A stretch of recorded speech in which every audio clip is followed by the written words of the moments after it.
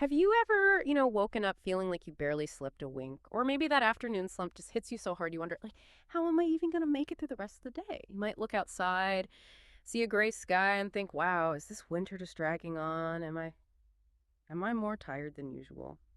If that sounds familiar, well, you're definitely not alone.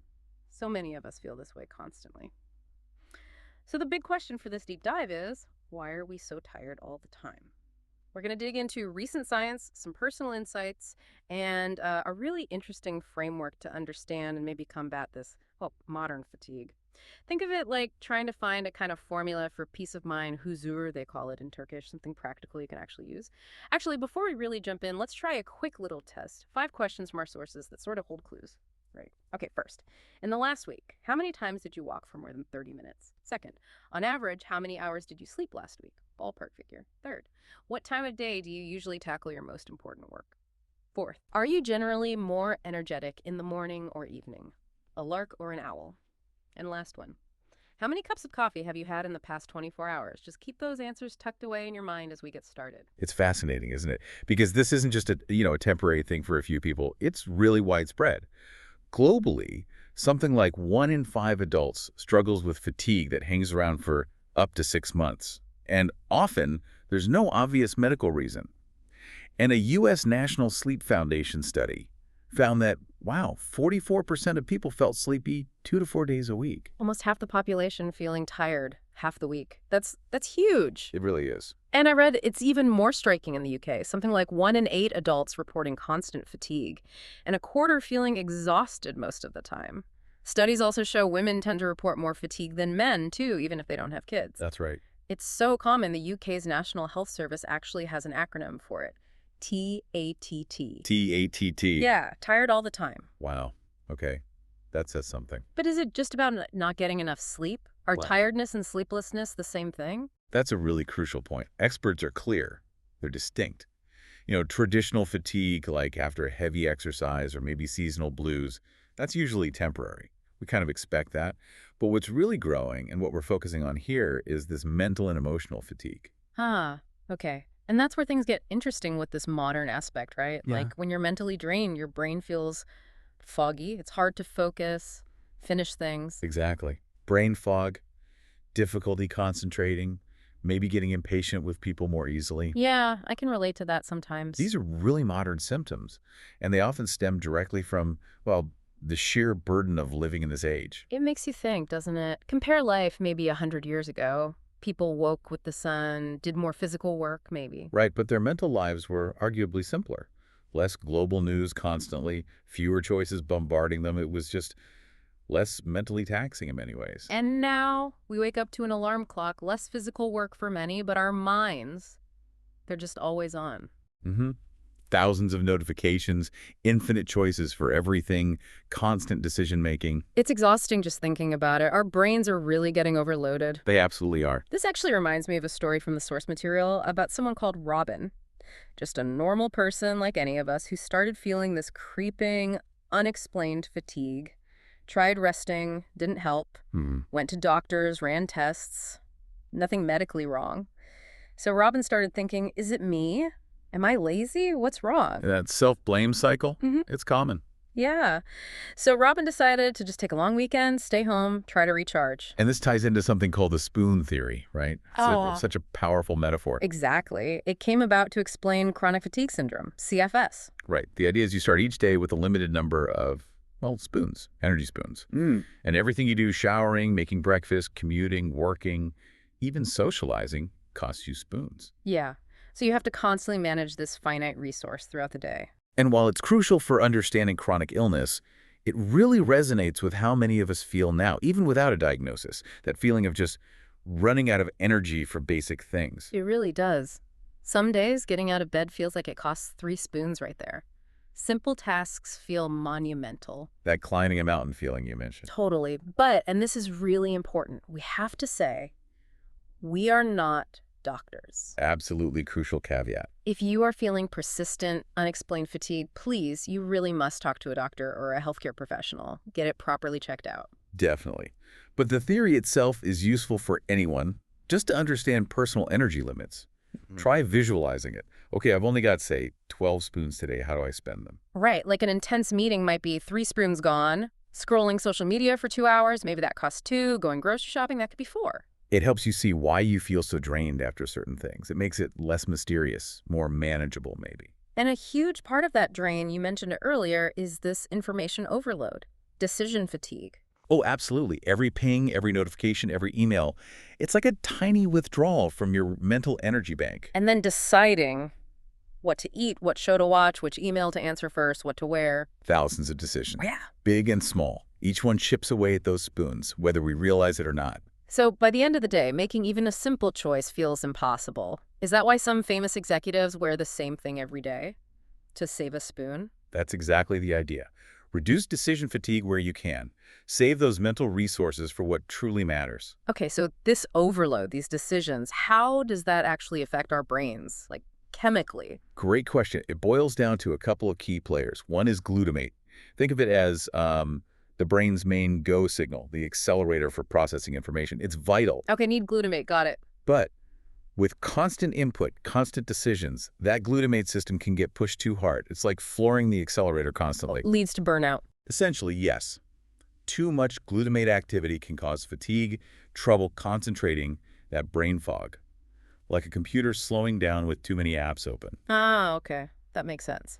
And you mentioned another player. Yes, adenosine. This is simpler. It's basically the brain's fatigue signal. It builds up throughout the day while you're awake. The longer you're awake, the more adenosine, the more tired you feel. Exactly. It's telling your brain, hey, time to rest and clear this out. But coffee, what about coffee? Right. So what does coffee do? Caffeine cleverly blocks the adenosine receptors in your brain. So it basically puts earmuffs on the fatigue signal. That's a great way to put it. It silences the signal temporarily, but the adenosine is still building up behind the scenes. So when the coffee wears off. Bam. All that accumulated adenosine hits you, Yeah. and you get that classic afternoon crash. The dreaded slump. Okay. And what about stress? Does that play a role? Hugely. Stress triggers cortisol, the fight or flight hormone, Okay. puts your body on high alert, which is fine short term. But modern life often means chronic stress. So cortisol levels stay high. Leading to? That awful tired but wired feeling. You're exhausted, desperate to rest, but your brain is buzzing. You just can't switch off and sleep properly. Gosh, it's a complex picture. Our bodies are constantly trying to tell us things. They really are. It's interesting how different cultures have dealt with this historically, like the Spanish siesta, right? That afternoon break. Is that still a big thing?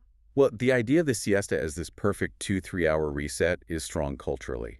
But the reality, in big Spanish cities today, most people working standard jobs just can't take a long siesta anymore. It's largely disappeared from urban work life. Ah, okay. So maybe more myth than reality these days for many. For city workers, often yes. And you have Japan with inamuri, napping at your desk. Yes, and it's fascinating because it's often seen positively, like a sign you've worked so incredibly hard, you've earned that brief public nap, it shows dedication. So that one's actually real and accepted. Yes, inamuri is a genuine cultural phenomenon. It's quite accepted. Okay. And what about those claims about Scandinavian countries, like a universal 6-hour workday to keep people fresh? Yeah, you hear that sometimes. But we need to be careful there. While some companies in places like Sweden have experimented with shorter workdays, it's definitely not the standard across the board. The typical workday is still around 8 hours. Right. So another case where maybe the reality is different from the popular image. Exactly. It's a good reminder. Actually, not everything you read online, even about wellness trends, is fully accurate, which is why we try to dig into the sources for these deep dives. Good point. But speaking of practical strategies, one that does seem to have some science behind it, mentioned in the sources, is the coffee nap. Yes, the caffeine nap. It sounds counterintuitive, but it works. So the idea is drink coffee, then immediately take a short nap, like 15, 20 minutes. Precisely. Because caffeine takes about 20 minutes to actually kick in and start blocking those adenosine receptors. Right. So while you're taking that short power nap, your brain is naturally clearing out some of the adenosine that's already built up. Ah, so the nap cleans house a bit. Right. And then you wake up just as the caffeine starts working, blocking new adenosine from latching on. You get a double benefit, cleared adenosine and blocked receptors. It's like getting a double shot of energy, refilling a couple of those spoons at once. Exactly. It can be surprisingly effective. Now, obviously, napping isn't feasible everywhere, but maybe even a very short rest could help, like the Japanese inamuri. Even brief moments of rest can make a difference. clearing adenosine, then letting the coffee work its magic. It's a smart combo. This all ties into our body's natural rhythms too, right? Like most people feel that dip around 2 or 3 p.m. Yes, the circadian rhythm. Eh. There are typical patterns, often higher energy in the morning, that afternoon dip, maybe another little peak in the early evening around 6 p.m. But it varies, right? Morning people, night owls? Absolutely. Those are called chronotypes. The key thing is self-awareness. Figure out your peak energy times. Are you sharpest at 10 a.m. or maybe 4 p.m.? And then try to schedule your important stuff, the demanding tasks for those times. Exactly. Work with your natural rhythm, not against it. It makes a huge difference in efficiency and just feeling less strained. Okay, so we've explored why we're tired, information overload, brain chemistry, disrupted rhythms. What's the actual solution then? Is there some magic pill? Well, here's the slightly disappointing but also maybe empowering truth. The solutions aren't, groundbreaking secrets. They're often things we kind of know we should do. Like exercise, sleep, They're- the usual suspects. Pretty much. But the real insight, the power, comes from understanding why these simple things work, especially in our modern context, and how they fit together. And that's where this HU-ZUR framework comes in. Right, the framework from the source material built around those 5 questions we started with. HU-ZUR, from the Turkish word for peace or serenity. Exactly. It organizes the solutions into 5 connected categories. Okay, let's break it down. HU-ZUR. The first H is for haircut, movement. Which links back to that first question. How often did you walk for more than 30 minutes? Right, and it feels like a paradox, doesn't it? When you're tired, moving is the last thing you feel like doing. Totally. But the science is clear. Regular physical activity fights fatigue. It boosts energy levels. Even just a 20-30-minute walk most days can make a real difference. Okay, so H is movement. Next is U for IQ, sleep quality. Tied to the second question, how many hours did you sleep? We know we need sleep, aiming for maybe 7-8 hours. But it's not just the hours, is it? No, quality is absolutely key. Things like having a consistent sleep schedule, same bedtime, same wake-up time, even on weekends if possible. Limiting screens before bed, that blue light messing with melatonin. Exactly. Use yellow light filters if you need to use screens. Make your bedroom dark, quiet, cool. Maybe have a wind-down routine, meditation, warm shower, reading an actual book. Okay, makes sense. H, movement. You sleep. Next is Z for zaman yönetimi, time management. It's linked to question 3. When do you do your most important work? So this is about being efficient with the energy we do have. Precisely. Using techniques like Pomodoro-focused work, bursts with breaks. Scheduling those demanding tasks for your peak energy times like we discussed. Taking regular breaks seems important here too, to avoid that mental fatigue buildup. Definitely. And here's the slightly tricky one. Learning to say no. Setting boundaries. Saying no to extra commitments, social or work that just drain your spoons. Exactly. It might feel stressful initially, but protecting your energy reserves is vital for managing fatigue long term. Okay. HU-Z, then another U. This one is for IUM, adaptation or harmony. This relates to question 4.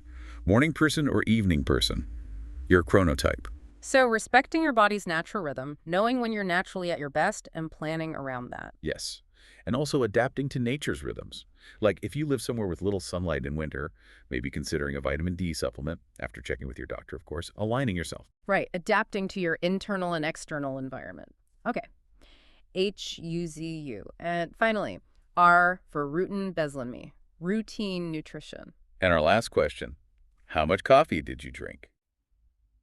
This is about fuel. Regulating your body's energy input. So what kind of things help here?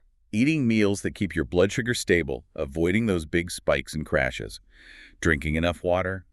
Being mindful of caffeine intake, not too much, and maybe not too late in the day. Because afternoon coffee can mess with sleep quality, right?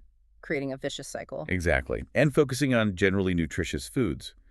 The source mentioned a protein-rich breakfast can be great for setting you up with steady energy for the morning. So HUZUR, movement, sleep quality, time management, adaptation harmony, and routine nutrition.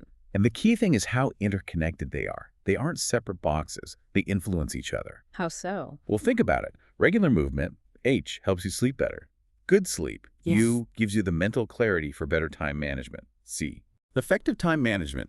Z, lets you schedule things according to your natural rhythm. U, OYUM. And when you're managing time and energy well, You're more likely to make better choices about nutrition. And good nutrition gives you energy for movement. It's a cycle. Exactly. It's a holistic approach. Working on one area tends to positively impact the others. That's the real power behind it. So maybe let that word Huzur stick with you. Peace, serenity. Embrace this HUZUR idea. And remember, feeling tired isn't some kind of personal failing or laziness. It's often a signal your body is trying to tell you something. A sign that something's out of balance in this demanding modern world. But the good news is it's not an unsolvable problem. Even small, consistent changes in these 5 areas, HUZUR, they really can add up and make a difference. Absolutely. We'd genuinely love to hear from you, the listener. What are your experiences with fatigue? Do you have any tips or tricks that work for you? Let us know. And maybe a final thought to leave you with. What if we started treating rest as being just as productive, just as important as work? Ooh, that's a provocative one. Reevaluating our whole relationship with rest and self-care in our nonstop lives. Something to think about, perhaps. Definitely. Listen to yourself, listen to your body. Wishing you all some peaceful rest.